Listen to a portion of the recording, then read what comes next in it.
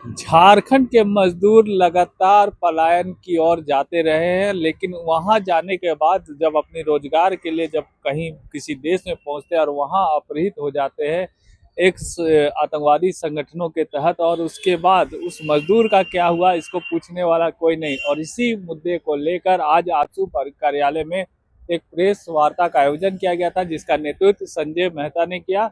आपको बता दें कि उन्होंने जो जानकारी दी उनके अनुसार नाइजर के एक जगह है साउथ अफ्रीका में, जहां पर झारखंड के 5 मजदूरों को अपहृत कर लिया गया था।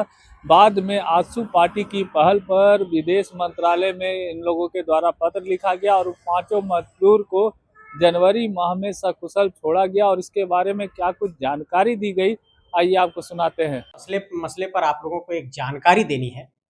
और मुझे लगता है कि जब कोई सरकार, जब कोई सत्ता संचालित हो रही होती है और अगर कोई मिसिंग, कोई कहाँ वहाँ का कोई अगर निवासी, कोई व्यक्ति अगर लापता है लंबे अरसे से, कुछ बहुत अधिक महीने से, तो ये सरकार और सत्ता की भी जिम्मेवारी होती है। लेकिन फिलहाल आज आरोप और प्रत्यारोप का कोई दिन नहीं है।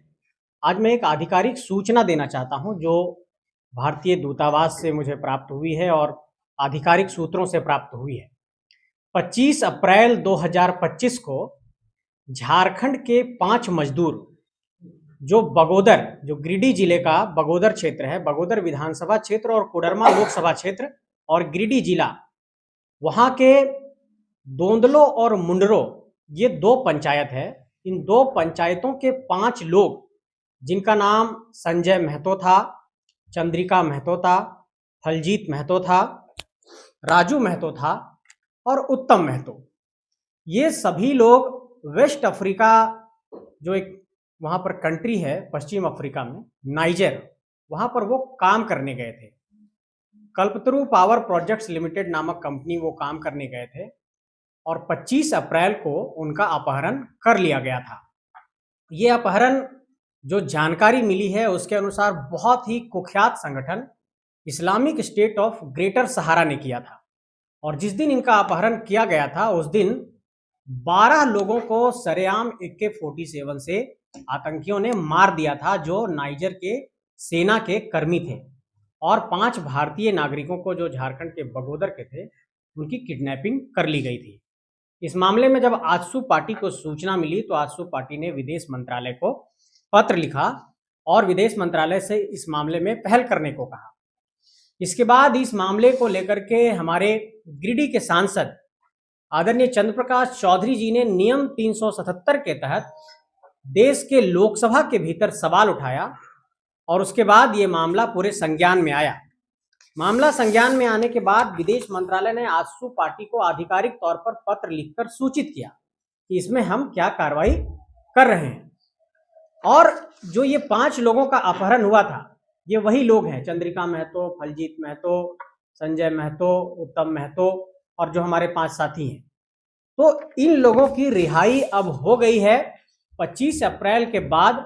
अब उनकी रिहाई हुई है, वो सकुशल हैं, उनका स्वास्थ्य ठीक है। आतंकियों ने लगभग 25 अप्रैल से पूरे इस दिसंबर तक और जनवरी के पहले सप्ताह तक उन लोगों को अपने पास रखा। इस मामले में जो भारत के राजदूत हैं, जो आपके नाइजर में रहते हैं, सीताराम मीना जी, उनका प्रयास रहा और आजसू पार्टी के द्वारा लगातार इस मामले में संवाद किया जा रहा था। हम लोगों ने international council of red cross society से भी इस मामले में संपर्क किया था। जब इन लोगों को रिहाई के बाद छोड़ा गया तो भारतीय दूतावास से लोग एयरपोर्ट तक उन्हें छोड़ने भी आए। अब वो दिल्ली नहीं, मुंबई में उनको लैंड कराया गया है और मुंबई में उनका स्वास्थ्य जांच किया जा रहा है। स्वास्थ्य जांच के बाद और कुछ कानूनी औपचारिकताओं के बाद वो तुरंत अब झारखंड पहुंचने वाले हैं।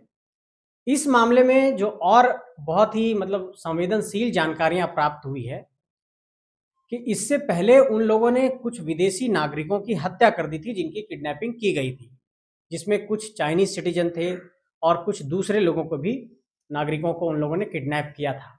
फिलहाल 9 लोग और उनके चंगुल में हैं, जिसमें जम्मू कश्मीर के रंजीत सिंह हैं और तमाम लोग हैं। लेकिन खुशी की बात यह है कि झारखंड के जो 5 लोग थे उनको छोड़ दिया गया है। ये घटना नाइजर के कैपिटल, उसकी राजधानी नियामे से लगभग 115 किलोमीटर दूर तिल्लाबेरी में घटी थी। तिल्लाबेरी के सकोयरा इलाके में 25 अप्रैल को।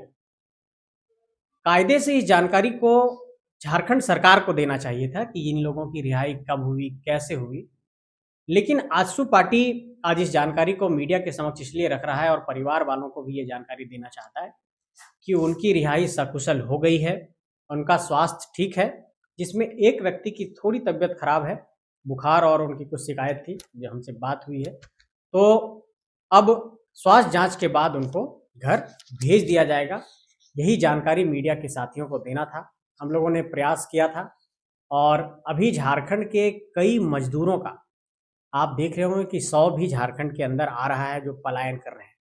तो सरकार से एक सवाल है कि सरकार ने जो श्रमदान पोर्टल बनाया था, तो सरकार ने ये कहा था कि श्रमदान पोर्टल में जितने भी रजिस्टर्ड मजदूर रहेंगे उनको किसी प्रकार की परेशानी होने पर मुआवजा दिया जाता है, लेकिन सरकार की तरफ से इन परिवारों को कोई सहयोग नहीं दिया गया।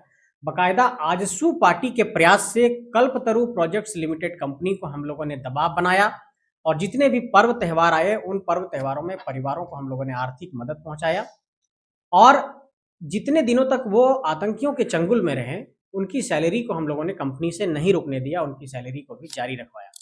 तो इसमें और भी सामाजिक कार्यकर्ताओं ने प्रयास किया है, लेकिन जो कह सकते हैं कि सफल प्रयास जिसका दूरगामी परिणाम निकल करके सामने आया है वो आजसू पार्टी और तमाम हमारे टीम के सदस्यों ने किया और इसका एक कह सकते हैं कि सकारात्मक परिणाम निकल करके सामने आया है। मीडिया के साथियों का इस संदर्भ में कोई सवाल है तो आप कर सकते हैं।